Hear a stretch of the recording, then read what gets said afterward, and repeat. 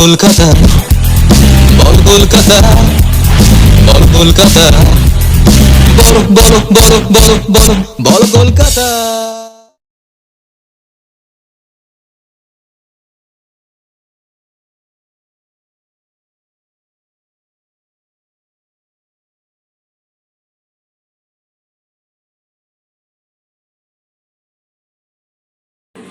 বলো কলকাতা থেকে আমি রুবি। হলদিয়া রিফাইনারির উদ্যোগে সকাল থেকে সামাজিক দূরত্ব ও সমস্ত স্বাস্থ্যবিধি মেনে পালিত হলো স্বাধীনতা দিবস।